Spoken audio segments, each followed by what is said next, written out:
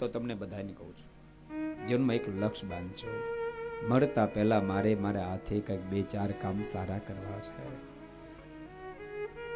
હું તો ત્યાં સુધી કહું, ઠાકોરજી રીઝવવાની વાત તો પછી રાખો, તમારો આત્મા પ્રથમ રીઝે એવા 2-4 કામ સારા કરી લેજો. 2-4 કામ સારા કરી લેજો. તમે જ્યાં સુધી ભક્તો સારું કામ પોતાના હાથે નહીં કરો, ત્યાં સુધી તમારા આત્માને ક્યારે સંતોષ નહીં થાય. ચોરી કરનારને પોસાય એટલી સંપત્તિ પ્રાપ્ત થાય, પણ આત્માને સંતોષ ન થાય. બીજાનું હડફી લેનારને કદાચ પ્રાપ્તિ થાય, પણ આત્માને સંતોષ ન થાય. ભક્તો, આત્માને સંતોષ તો બીજાને આપનારને થતો હોય છે. બીજાના આંખોના આંસુને લૂછનારને સંતોષ થતો હોય છે. કોઈની આંખોની અંદર આંસુડા પડાવનારને જિંદગીમાં ક્યારે સંતોષ ન, યાદ રાખજો, ક્યારે સંતોષ ન હોય. કોઈને આતરડીને દુભાવનારને જિંદગીમાં કોઈ દી સંતોષ ન. બાપ, સંતોષ તો એને હોય બીજાને આતરડીને જે ઠારી શકે, બીજાને આતરડીને ઠારી શકે. હું મારું એવું કંઈક જીવન જીવીશ, કોઈની આંખોના આંસુ લૂછી શકું, કોઈની આતરડીને ઠારી શકું, કોઈને માટે મદદરૂપ થઈ શકું.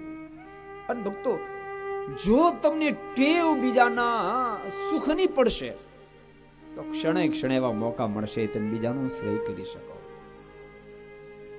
તમે અહીંયાથી તમારે ઘેરે જતા હો, રસ્તા પર ચાલ્યા જતા હો, એકલા હોવ, અહીંયા મેદાનમાં બીજ જતા ને તમે સ્કૂટરની પાછળ બેસાડી જશો, તમે મદદ કરી કહેવાશે. તમે મુસાફરી ક્યારેક કરતા હો અને કોઈ વડીલ વૃદ્ધ બસમાં ચડે ને તમે ઉભા થઈ જાય બેસાડો દો, તમે મદદ કરી કહેવાશે. ભક્તો, જો તમને ટેવ પડશે, આદત પડશે, અને ભક્તો તમને આદત નહીં પડે તો તમે તમારા પરિવારના સદસ્યનું હિત નહીં ઈચ્છી શકો. દુનિયાનું ક્યાંથી ઈચ્છવાના કહો છો? ક્યાંથી ઈચ્છવાના? તમને પેટમાં ગડબડ થઈને તમે જાગ્યા 3 વાગે, આખા ઘરને હક નહીં લેવા દો. તમે બારણા ભડાભડ ભટકાડશો, બાથરૂમના, ટોયલેટના વાસણ ગમે એમ ભટકાડશો, આખા ઘરને જગાડી દેશો.